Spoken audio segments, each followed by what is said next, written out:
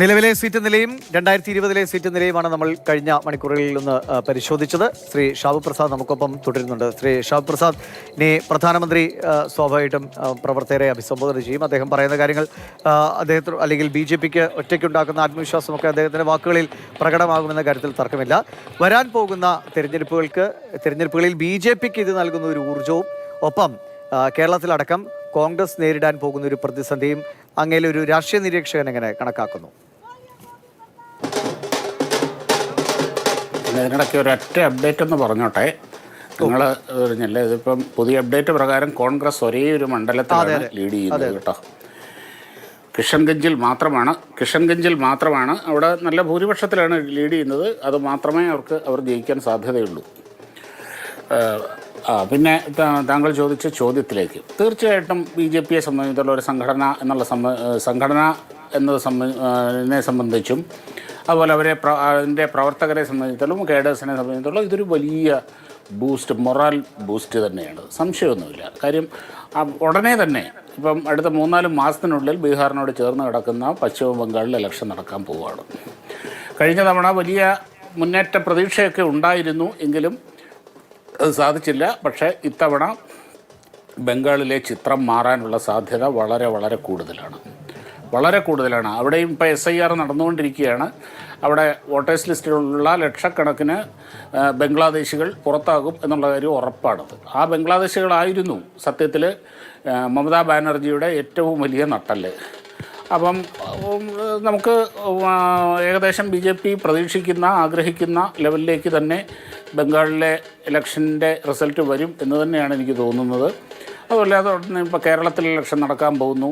കേരളത്തിലിപ്പോൾ panchayat election നടക്കാൻ പോകുന്നു. തമിഴ്നാട്, അങ്ങനെ പ്രധാനപ്പെട്ട വലിയ സംസ്ഥാനങ്ങളിൽ ഇപ്പോൾ ഇലക്ഷൻ നടക്കാൻ പോവുകയാണ്. അവിടേക്ക് ഉള്ള എല്ലാ പ്രവർത്തകർക്കുമുള്ള വലിയൊരു ഊർജ്ജമാണ്. ഈ ഇലക്ഷൻ്റെ റിസൾട്ട് അവിടെ സ്വാധീനിക്കാനുള്ള സാധ്യതയുണ്ടോ എന്നുള്ള കാര്യത്തിൽ എനിക്ക് സംശയമുണ്ട്. പക്ഷേ ഒരു ഇലക്ഷൻ വിജയത്തിലെ ഏറ്റവും പ്രധാനപ്പെട്ട ഘടകമെന്ന് പറയുന്നത് അതാത് രാഷ്ട്രീയ പാർട്ടികളിലെ കേഡറുകളുടെ മൊറാലാണ്. അവരുടെ ആ മൊറാലിന് വളരെ വലിയ ഒരു ബൂസ്റ്റാണ് ഈ തെരഞ്ഞെടുപ്പ്. പ്രതീക്ഷയ്ക്കപ്പുറമുള്ള വലിയ വിജയം ലഭിക്കുമ്പോൾ ഉണ്ടാകുന്നത്. തീർച്ചയായിട്ടും ഇപ്പം പ്രധാനമന്ത്രി ഇവരെ പ്രവർത്തകരെ അഭിസംബോധന ചെയ്യാൻ പോവുകയാണ് ഇന്ന് വൈകുന്നേരം. തീർച്ചയായിട്ടും അദ്ദേഹത്തിൻ്റെ ആ ഒരു ശൈലിയിലുള്ള ഒരു ആഹ്വാനവും പ്രസംഗവും ഒക്കെ ഉണ്ട്. അതൊക്കെ വലിയ വലിയ വലിയ വലിയ പ്രചോദനം ഉണ്ടാകും. നോക്കൂ, ഇവിടെ നമ്മൾ വീണ്ടും ശ്രദ്ധിക്കേണ്ട ഒരു കാര്യമുണ്ടെന്നേ. ഇത്ര നിർണായകമായ ഒരു തെരഞ്ഞെടുപ്പ് നടക്കുന്ന സമയത്ത് രാഹുൽ ഗാന്ധി ഇവിടുന്ന് അടുത്ത വിമാനം പിടിച്ചു കഴിഞ്ഞു. ഒന്ന് ആലോചിച്ച് നോക്കുക, അദ്ദേഹത്തിൻ്റെ പാർട്ടിയോടും അതിൻ്റെ പ്രവർത്തകരോടുമുള്ള ആ മനുഷ്യൻ്റെ സമീപനം എന്താണെന്നുള്ള കാര്യം ഒന്ന് ആലോചിച്ച് നോക്ക്. അല്ല, അത് മാത്രമല്ല ശ്രീ രാഹുൽ ഗാന്ധി പലപ്പോഴും വിദേശങ്ങളിൽ പോകുന്നു. അദ്ദേഹം പല കാര്യങ്ങൾ അതിൽ എന്തൊക്കെയാണ് പറഞ്ഞതെന്ന് പോലും തിരിച്ചറിയാൻ പറ്റാത്ത കാര്യങ്ങളുണ്ട്. രാജ്യത്തെ സംവിധാനങ്ങൾ മുഴുവൻ കുഴപ്പമാണ് എന്നിങ്ങനെ നിരന്തരം പറഞ്ഞുകൊണ്ടിരിക്കുക. ഇവിടെ വന്ന ശേഷം ജെൻസി ഇറങ്ങണം, അല്ലെങ്കിൽ യുവാക്കളാണ് മാറ്റമുണ്ടാക്കേണ്ടത്. നമുക്കറിയാം അതൊക്കെ എന്തിനുള്ള ഒരു ആഹ്വാനമാണോ എന്ന് പോലും സംശയിക്കത്തക്ക രീതിയിലാണ് രാഹുൽ ഗാന്ധി സംസാരിച്ചത്. അതൊക്കെ അതിനിടയിൽ തന്നെ അദ്ദേഹത്തിൻ്റെ അത്തരം പ്രതികരണങ്ങളുടെ അടിയിൽ തന്നെ പലരുടെയും കമൻറ്റുകളാണ്. ജെൻസി ആർക്കൊപ്പമാണ് എന്ന് സൂചിപ്പിച്ചുകൊണ്ടുള്ള കമൻറ്റുകളൊക്കെ ഉണ്ടായിരുന്നു. അപ്പോൾ ഒരു രാജ്യത്തിൻ്റെ സംവിധാനത്തെ ആകെ ആരോപണങ്ങളുണ്ടാകാം, പരാതികളുണ്ടാകാം, അതൊക്കെ ചെയ്യാം. പക്ഷേ ഒരു രാജ്യത്തിൻ്റെ മുഴുവൻ വിശ്വാസ്യതയെ കളങ്കപ്പെടുത്തുന്ന നിലയിലുള്ള ഒരു പ്രചാരണ പരിപാടികളുമായിട്ട് ഒരു ഉത്തരവാദിത്തമുള്ള ഒരു രാഷ്ട്രം, അത് ആരോ ആയിക്കോട്ടെ, പോകുന്നത് ശരിയാണോ? അത് ശരിയല്ല എന്നുകൂടി പറയുന്നതാണെന്നുകൂടി വേണമെങ്കിൽ വായിക്കാം. ബീഹാർ അല്ല, അത് ഒരു കാര്യമുണ്ട്. ഒരു രാജ്യത്തിൻ്റെ വിശ്വാസ്യതയ്ക്കോ രാജ്യത്തിൻ്റെ ആ ഒരു കെട്ടുറപ്പിനോ ഒന്നും രാഹുൽ ഗാന്ധിയെ കൊണ്ട് കളങ്കം ഉണ്ടാക്കാനും ഇളക്കാനും ഒന്നും കഴിയില്ല. അദ്ദേഹം എത്ര ശ്രമിച്ചാലും അതൊന്നും നടക്കില്ല. പക്ഷേ അതിനുള്ള ശ്രമമുണ്ട്. ആ ശ്രമം നടത്തിയതിൻ്റെ ഒരു വലിയ മറുപടിയും കൂടിയാണ് ഇപ്പോൾ ജനം കൊടുത്തിരിക്കുന്നത്. നോക്കൂ, രാഹുൽ ഗാന്ധിക്ക് ഇപ്പോൾ വിദേശത്ത് പോയി ഇവിടെ വായി തോന്നിയത് അയാൾക്ക് വിളിച്ച് പറഞ്ഞുകൊണ്ടിങ്ങനെ നടന്നാൽ മതി. അയാൾ ഒന്നിനോടും ആൻസറബിൾ അല്ല, ആരോടും ആൻസറബിൾ അല്ല.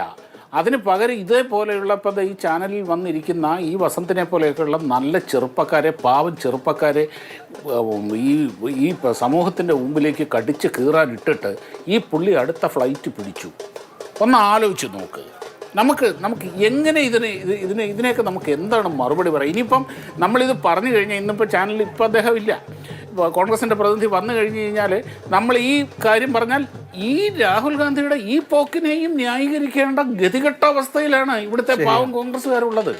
ശരിയാണ്, അങ്ങ് പറഞ്ഞത് ശരിയാണ്. ഇപ്പോൾ ഞങ്ങളുടെ പി ബസന്ത് ഡൽഹിയിൽ നിന്ന് റിപ്പോർട്ട് ചെയ്യുമ്പോൾ അദ്ദേഹം പറഞ്ഞൊരു കാര്യമുണ്ട്, ഗാന്ധി കുടുംബത്തിലല്ലാത്ത ഒരാളുടെ തലയിലേക്ക് ഇതിൻ്റെ ഉത്തരവാദിത്വം ആരുടെ തലയിൽ വന്ന് വീഴും എന്ന് മാത്രം നോക്കിയാൽ മതിയെന്നാണ്. രാഹുൽ ഗാന്ധി ഇത്തരം കാര്യങ്ങളുമായി തുടരുകയാണെങ്കിൽ ബി ജെ പിയുടെ ഒരു ആയുധമായി രാഹുൽ ഗാന്ധി തന്നെ മാറുന്നു എന്ന് വേണമെങ്കിൽ അങ്ങനെ ഇപ്പോൾ തന്നെ പലപ്പോഴും വ്യാഖ്യാനിക്കാറുണ്ട്. അത് ശരിയാണോ എന്ന് കൂടി ചിന്തിക്കേണ്ടി വരും. വളരെ നന്ദി ശ്രീ ഷാബു പ്രസാദ് ഈ 1 മണിക്കൂറിൽ ഞങ്ങൾക്കൊപ്പം രാഷ്ട്രീയ വിശകലനം നടത്തിയതിന്.